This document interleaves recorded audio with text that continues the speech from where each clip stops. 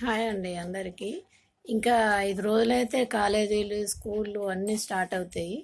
మెయిన్‌గా హాస్టళ్ళల్లో ఫుడ్ పాయిజన్‌లు కావడానికి కారణం ఏంటంటే, తక్కువ మంది వర్కర్లు ఉండడం.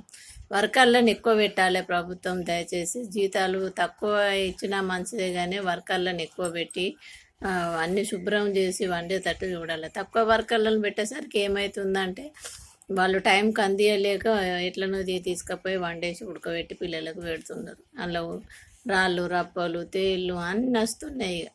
అందుకని దయచేసి వర్కర్లను పెంచండి. ఒకళ్ళు ఉన్న కాడ ఇద్దరిని పెట్టండి సార్, నీట్గా చేసి పిల్లలకు పెట్టేలా చూడండి.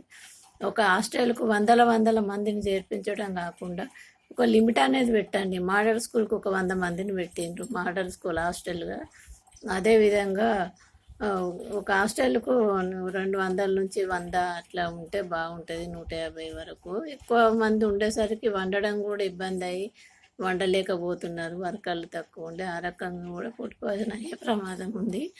దయచేసి ఈ సంవత్సరమైన ఫుడ్ పాయిజన్లు కాకుండా పిల్లలు ఆరోగ్యంగా ఉండి మంచిగా చదువుకునేందుకు ప్రభుత్వం కృషి చేయాలని కోరుకుంటున్నానండి. Thank you sir, thank you అందరికీ.